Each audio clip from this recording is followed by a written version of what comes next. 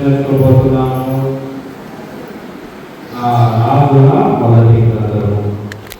రాజుల మొదటి గ్రంథంలో ముఖ్యంగా ఇద్దరు మెయిన్ పాత్రధారులు ఇద్దరు ఉన్నారు.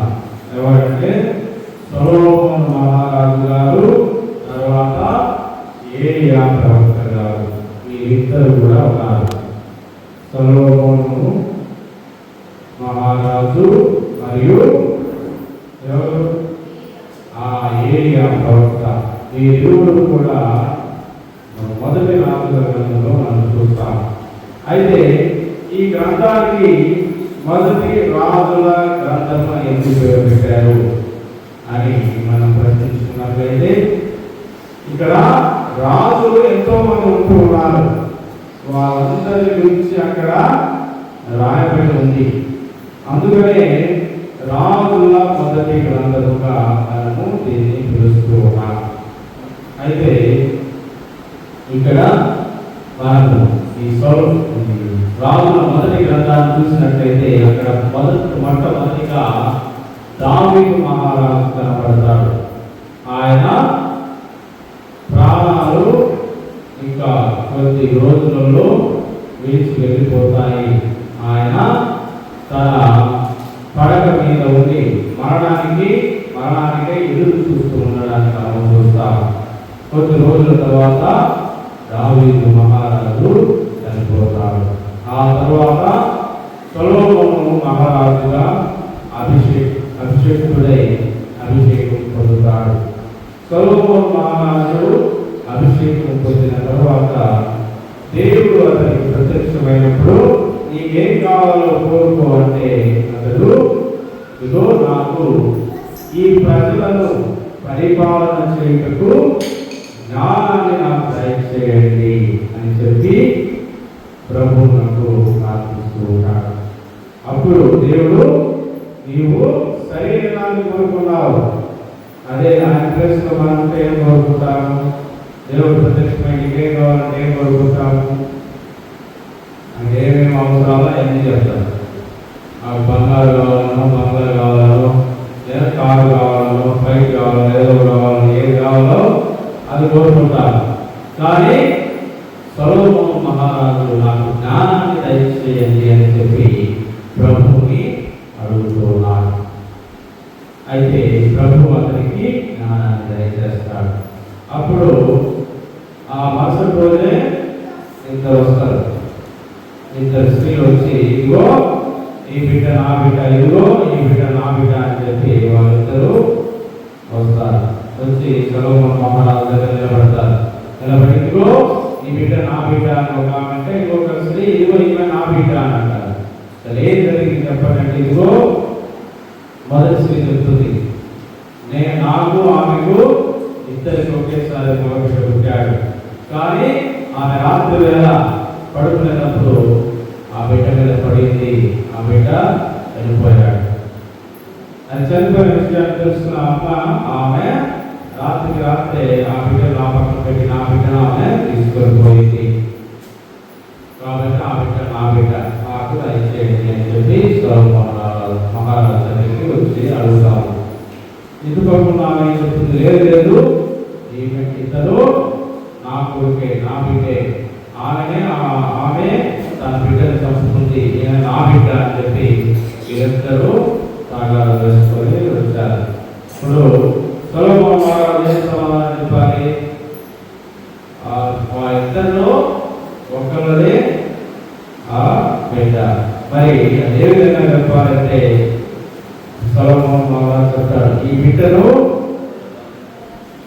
ఏంటి రెండు భాగాలు చేసి తలా ఒక భాగాన్ని ఇవ్వండి అన్నప్పుడు మొదటి స్త్రీ వస్తుంది, అయ్యా సంపత్తు ఎవరి దగ్గరైనా బతుకుంటే చాలు ఆ బిడ్డ అని చెప్పి మొదటి స్త్రీ వస్తుంది. మరి రెండవ స్త్రీ ఏమంటుంది, లేదు ఆమె దక్కకూడదు, నాకు దక్కకూడదు, రెండు భాగాలు చేయాల్సిందే అని చెప్పి ఈ రెండవ స్త్రీ చెప్తుంది. అప్పుడు సొలొమోను మహారాజు చెప్తాడు, ఆ బిడ్డను చంపవద్దు, ఆ బిడ్డను తీసుకొచ్చి మొదటి స్త్రీకి ఇచ్చేయండి అని చెప్తారు. ఏమైనా ఆమె ఆ బిడ్డ యొక్క నిజమైన తల్లి అంటారు. అప్పుడు వాళ్ళందరూ కూడా ఇస్రాయేల్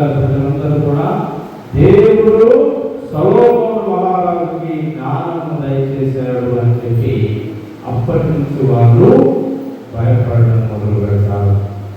సొలొమోను మహారాజు యుద్ధాలు చేసి ఉన్నాడు.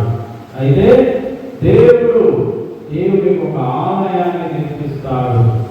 ఆ ఆలయ నిర్మాణానికి 46 సంవత్సరాలు పడుతుంది. 46 సంవత్సరాల పాటు ఆ ఆలయాన్ని నిర్మిస్తాడు. అదే మనము ఇప్పుడు యెరూషలేము దేవాలయంగా మనము పిలువబడుతున్నాం. ఆ యెరూషలేము దేవాలయాన్ని మొట్టమొదటిసారిగా కట్టిన దేవుడంటే సొలొమోను మహారాజు. ఆయన కట్టినటువంటి మొదటిసారి కట్టినటువంటి ఆ దేవాలయము నమూనా, ఆ గోడలు, ఆ రాళ్ళు ఇప్పటికి కూడా యెరూషలేములో ఉంటూ ఉన్నాయి. అప్పట్లోనే ఆయన ఎంతో మేధాశక్తితో ఆ యెరూషలేము భవనాన్ని, ఆ యెరూషలేము దేవాలయాన్ని 1 సంవత్సరం కాదు, 2 సంవత్సరాలు కాదు, 46 సంవత్సరాలు పట్టింది ఆ దేవాలయాన్ని కట్టడానికి. అంత పటిష్టంగా, అంత గట్టిగా అతడు కట్టి ఉన్నాడు. అయితే ఆయన జ్ఞానమంతా కూడా దేశాలలో వ్యాపించిపోయింది. ఆయన యుద్ధానికి వెళ్ళడానికి ముందే ఆ పక్క దేశాల్లో ఉన్నటువంటి రాజులందరూ కూడా ముందే వచ్చి అతనికి లొంగిపోవడం జరుగుతుంది.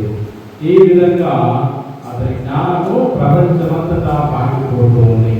అప్పుడు షేబా రాణి, ఆమె దూరదేశ ప్రాంతం నుంచి షేబా రాణి సొలొమోను యొక్క జ్ఞానాన్ని గురించి విని ఆయన చూడడానికి నలుమూల నుంచి ఆమె రావడాన్ని మనము చూస్తూ ఉన్నాం. అయితే సొలొమోను మహారాజు యొక్క జ్ఞానము చాలా ఉంది.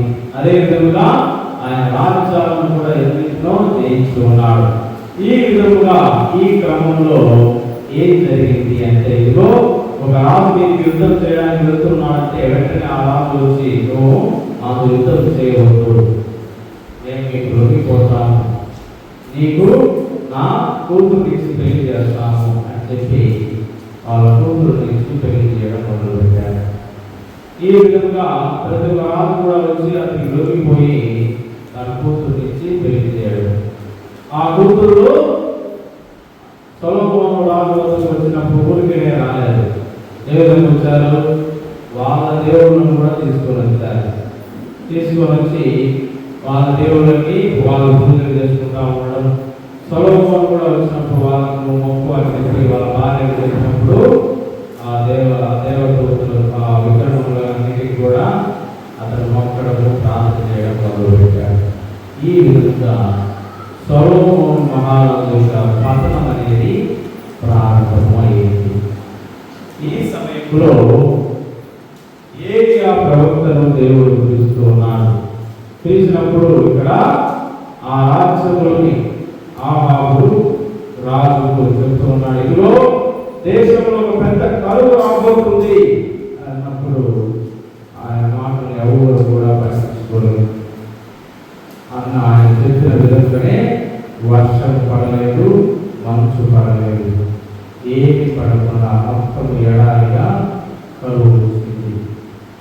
ఆ సమయంలో సరేపాకు గ్రామంలో ఉన్నటువంటి విధవ దగ్గరికి ఏలియా వెళ్ళడానికి చూస్తూ ఉన్నారు. ఆయన వెళ్ళి, ఇదిగో అమ్మా, నాకు ఆకలిగా ఉంది, మీరు నాకు అన్నం పెట్టండి, రొట్టెలు నాకు తయారు చేసి పెట్టండి అని అన్నప్పుడు, అయ్యా ఆ దగ్గర కొంచెమే పిండి ఉంది, కొంచెమే నూనె ఉంది, తిని మేము నా కొడుకు చనిపోతాము అన్నప్పుడు ముందు అది నాకు పెట్టు అని అన్నప్పుడు ఆమె విశ్వాసంతో ఈయన ప్రవక్తని ఆమె నమ్మి ఆయన చేసి పెట్టింది. ఆ కరువంతా కూడా ఆమెకు ఆ కుండలో పిండి కానీ నూనె కానీ తరగకుండా ప్రతిరోజు వారికి రావడానికి ఆమె చూస్తూ ఉన్నాం.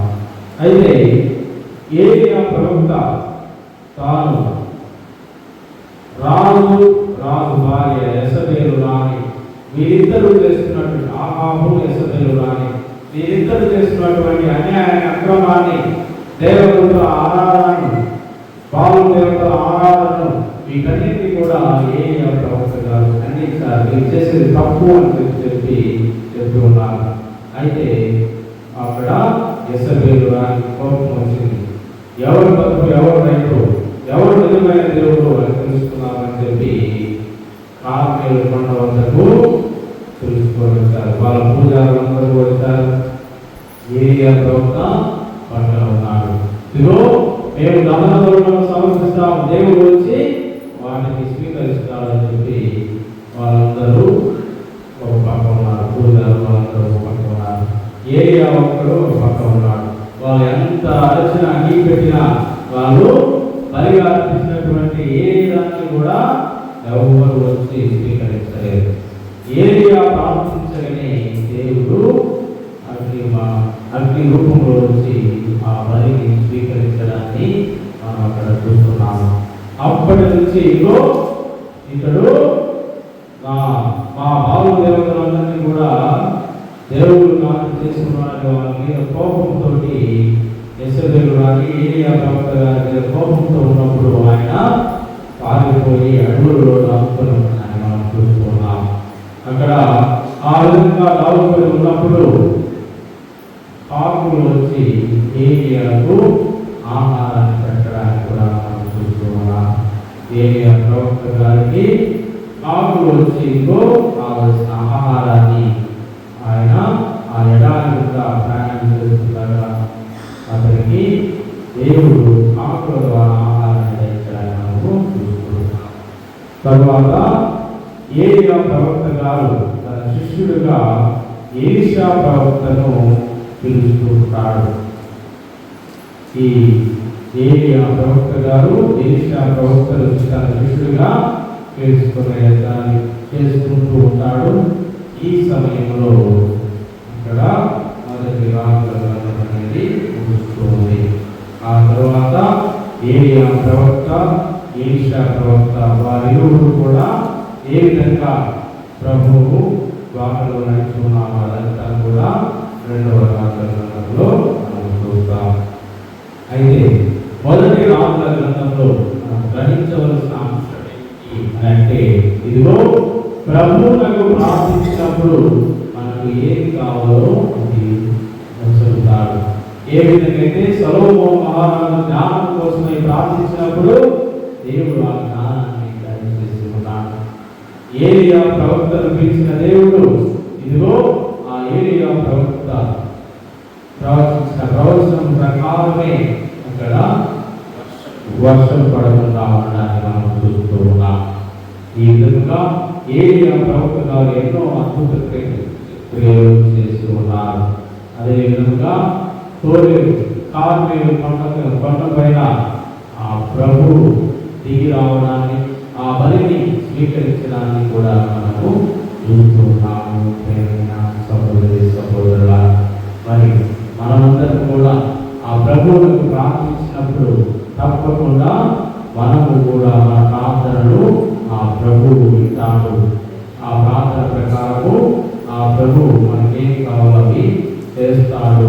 సత్యాన్ని మనమందరం కూడా గ్రహించాలి.